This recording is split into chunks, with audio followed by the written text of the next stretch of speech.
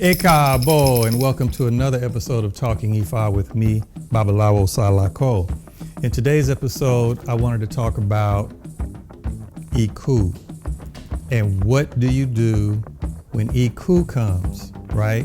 When you come for a divination and Iku comes, what are you supposed to think? What are you supposed to do? So I wanted to discuss that today. But before I get started, please like, share, and subscribe. I really would appreciate that. It helps our channel grow and helps us to reach more people. Also comment which city and state or country you're watching from. I greatly appreciate that also. And if you have any ideas or things or topics you want me to discuss, please put those in the comments also. My contact information is in the description of each video, so you can find that there. So with that being said, let's talk. Greetings. I'm Babalawo Salako. I was initiated as a priest of Ifá and Obatala in Nigeria in 2006, and I've been practicing the Ifá religion for over 30 years now. My mission is simple: to help those who are new to the religion or lost in the religion. So if that's you, then buckle up and join me. This is Talking Ifá. What should you do when you sit down for divination and Iku comes for you in your divination? What should you think? How should you feel? What should you do? But before I do that, let's talk about Iku for a minute. Who is Iku? So in this Yoruba spiritual tradition and religion of Ifá, Isheshe, Candomblé, Lakumi, etc., there's a cosmology or a universe that we exist in. So as a diviner, we have to know what we're working with, right? Because the purpose of divination is when a client comes to us, we're doing a spiritual examination, kind of like a doctor does an examination. So we want to know where you're at that moment, what type of spiritual energies may be around you at that moment, which spirits and spiritual energies are needed to help you to overcome any issues you're having or to accomplish goals you may have, right? So we're working within the concepts of that universe when you come for divination. So the first thing you need to know, because I'm primarily focusing on people who are new, is what is that cosmology? I had some videos, I discussed it before, but I'll briefly cover it here. So in our universe, of course, we have divided into, say, two halves. Say you have a big circle or sphere and it's divided down the middle. You have the right side and the left side. So on the right side, you have the good or benevolent forces, which include Orisha, etc., humans, animals, positive spirits. On the left side, we have the negative forces, primarily the Ajogun. So the way we look at it is, in the beginning, there were 600 primordial Irumile that existed and were brought to Earth. 600. 400 of those Irumile are Orisha. 200 of those Irumile are Ajogun. Now, today, I say primordial because today we'll say there are 400 plus one Orisha, there are 200 plus one Ajogun. The plus one simply means expansion, inclusion. It's that concept. It means the primordial Orisha, there were 400. Now there may be other Orishas that have been added since then, so there's more than 400. So that plus one just represents that. The same with the Ajogun. There were 200 primordial Ajogun. Now we say 200 plus one because there are some others that have been added, okay? Now, On the Ajogun side, we have 8 primary warlords, meaning the top 8 Ajogun we always address. We don't always talk about the others, but there are others out of the 200, but the top 8 out of the 200 we talk about. And those top 8 are Iku, which is death, Arun, which is illness, Ofo, which is loss, Ęgbę, paralysis, Oran, trouble or big trouble, Ęgbę, curse, Ęgbę, imprisonment, Eshe, which is kind of a umbrella for all other Ajogun, meaning the rest of the 200, meaning we don't know exactly which one it is at that moment. It could be any of the other 200. So when we go and do divination, if your divination comes up negative energy or EB, then we have to then do an investigation to see which one of the Ajogun we're dealing with. So then, because depending on which one we're dealing with, there's going to be a different prescription for that. Okay, so that's a little background on the Ajogun. Okay, so the very top Ajogun, number 1 leader of all the Ajogun, is Iku, death, right?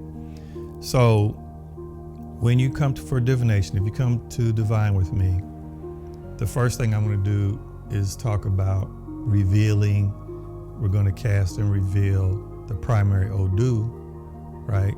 Odu Ifá, that's coming to be revealed for you to give you guidance, direction on how you need to move on your situation that you came to divine for.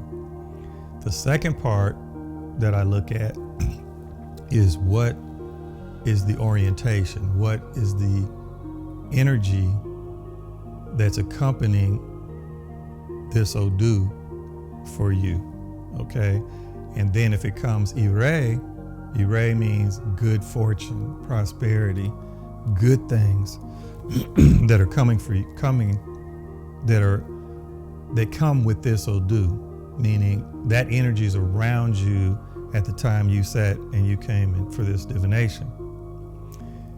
But the other option is it comes negative energy or EB.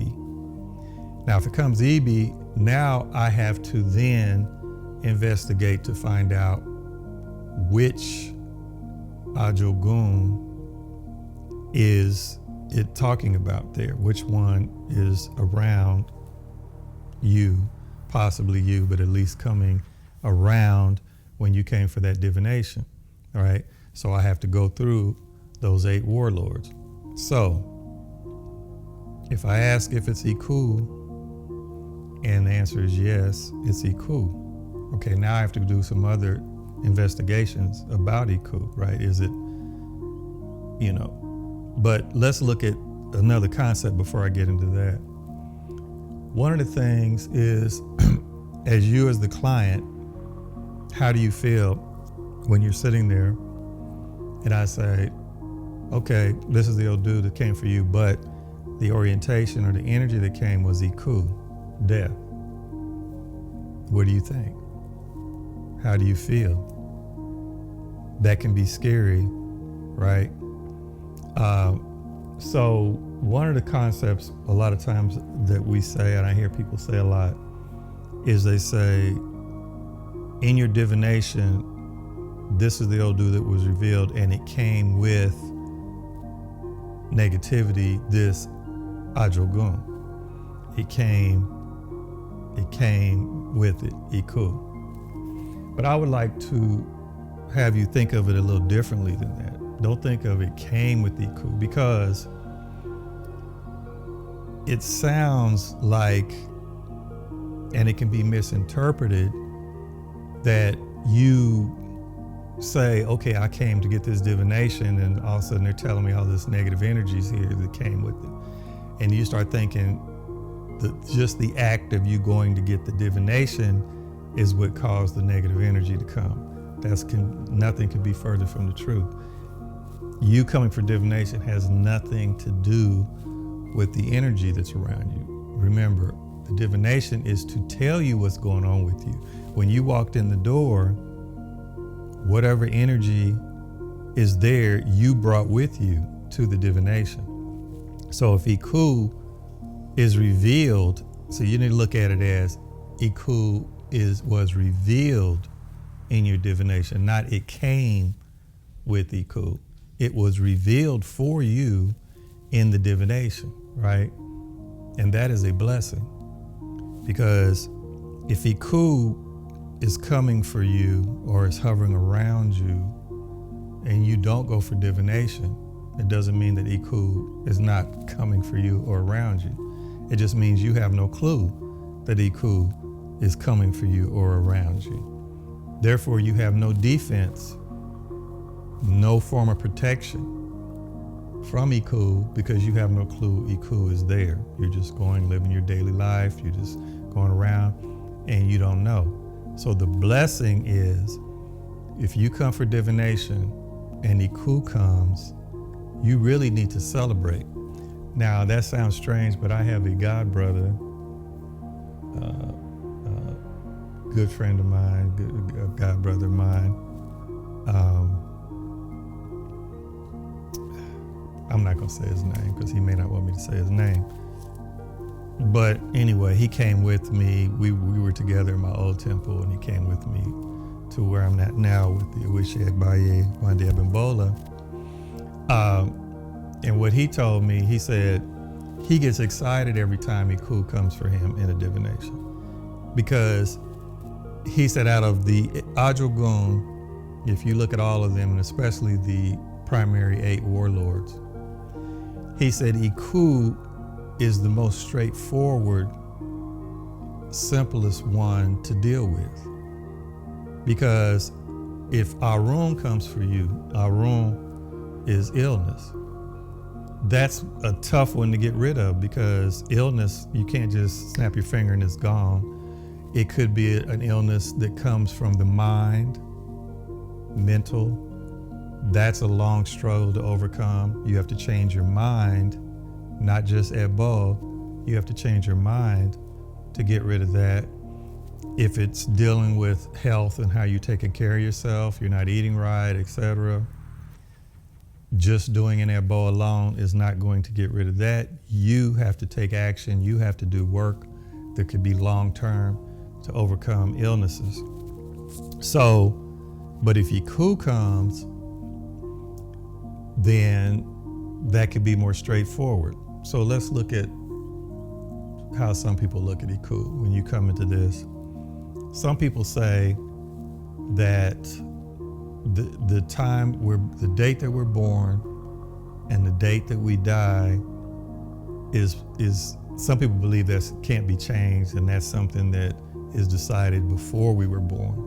And when we come, we already decided I'm going to live to the age of 76 or the age of 25 or whatever.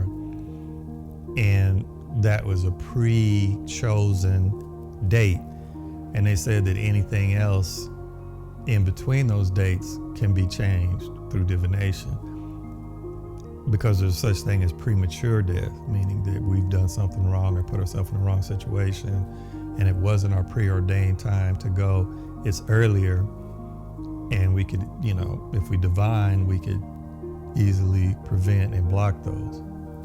But then there's others who believe even if you chose a preordained date through Ifá divination, Ifá can still change that date, extend it, and that kind of thing. So it just depends on what you believe. But in general, if we just look at it, in general, you could come to divination and try to get something done for it. So that's the blessing part of it. It's like, oh, wow, you need to rejoice. Okay, Iku came, and I'm sitting here on the mat, and we're going to get a prescription for you, what kind of Ęgbę, what things you need to do to protect yourself from Iku, right? And Iku is more straightforward. Either Iku gets you or Iku doesn't get you. right? It's not any kind of dragging on. It does or it doesn't. And Iku is going to get all of us eventually. So basically, really what you're doing is you're simply pushing that date back, that inevitable date, and when Iku is going to come for each of us, you're pushing it back through divination and Ęgbę and giving yourself longer time to be here on Ęgbę. Okay? So, getting back to that, how you feel about it. Now, Iku doesn't always have to be on you, right? So I look at the example that I've said many times before, but with my own father. So I went to divine for myself. There was nothing in my divination that I went for my father, it was for myself. But it came up Iku, and the Iku was not on me. So as a diviner, if Iku comes, I'm going to ask, is it on you? If it's not on you, then I may ask, I could ask other questions. Not everybody's going to ask those questions. But you can. You could say, okay, if it's not on you, so that example with my father, then they said, okay, is it on a family member of mine? Yes. Okay, who? Is it my wife? Is it a child of mine? Is it my mother or father? Those kind of questions. So when it got to my father, yes, it was my father. And so it came out later that it was my father, and exactly what it said was going to happen, which was a heart attack or stroke. He had a heart attack. He had a stroke a little over a week, not quite a week and a half after I did the Ęgbę, but he survived for another 6 or 7 years, which enabled my youngest son to be able to get to know him and meet him and spend time with him, because that year that it happened was the same year that my youngest son was born. So, if my father wouldn't have survived longer, then he wouldn't have had the chance to meet him, be with him. But, so let's get back to how you should feel then. So when you're sitting there and Iku comes, don't be scared, okay? Just be happy and excited that, okay, this is revealed. What are we going to do about it, right? So, and make sure that you do the things that are prescribed by the diviner. If I'm divining for you and I say, these are the offerings, the Ęgbę that need to be made, there may be some taboos for you or something else that you need to do or abstain from. It may be that you shouldn't spend a lot of time going out at night for the next period of time, it might, et cetera, et cetera. Adhere to what is prescribed in the divination and then have confidence. Because remember, in this, we're doing spiritual work, right? In the spiritual realm and in our life, everything is temporary, right? Nothing is forever. So whenever you go to get a divination and you do Ęgbę, that's to temporarily change things for you or protect you from something. It's not for the rest of your life, right? And so if you were at risk of getting in an auto accident, you went in divine and said, okay, you need to do Ęgbę right away to protect you from this, because this could happen soon in the next week or two or a month. You do your Ęgbę, that's fine. That doesn't mean that one Ęgbę is going to protect you 2 months from now from getting an accident, or 6 months from now, or a year from now. It helps you for a little while, gets you through things, opens doors for you, removes obstacles, protects you from this or that or the other on your journey, on our life's journey. We get divinations to help guide us. Don't go this direction, it's going to be tougher, go this direction, or don't do this, do that, right? Don't go this way, go that way for right now. But once you go that way for right now, a year from now, you may divine and you're not supposed to go that way. That was temporary to go around an obstacle. Now you need to change your direction and you need to go this way, right? That's the purpose of divination. So again, I'm gonna go through the Ajogun. Iku, death. Arun, illness. Ofo, loss. Ęgbę, paralysis. Oran, big trouble. Ęgbę, curse. Erwan, imprisonment. Eshe, all other afflictions of the 200 plus one Ajogun. Okay, and again on the right side are the 400 plus one Orisha, your ancestors, your Ęgbę, your family, nature, animals, etc.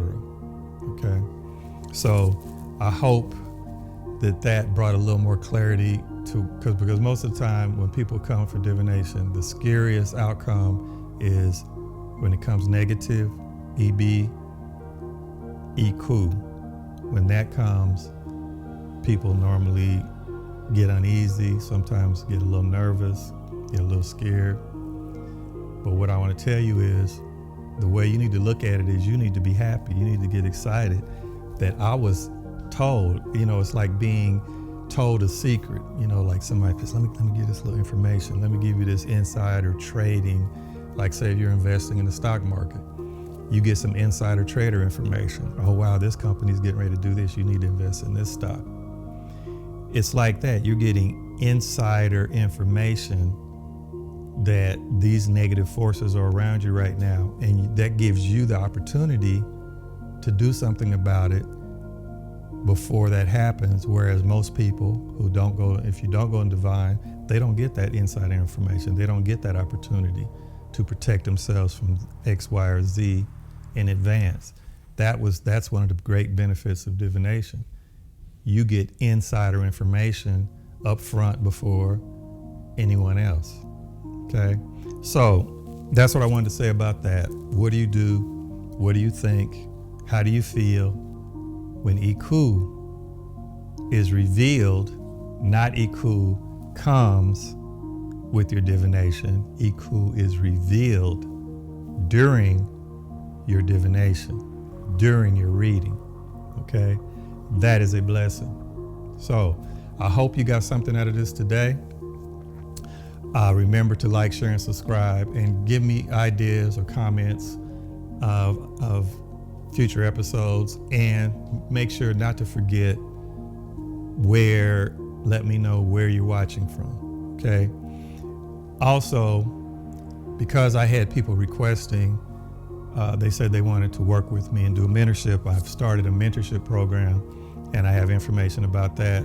That's also in the description of the video. There's information there. You can find that. So anyway, I want to thank you for joining me. I really appreciate your support. I wish blessings for you and your family from today, this week, this month, this year. Ashe, Ashe, Ashe Sheo, O Dabo.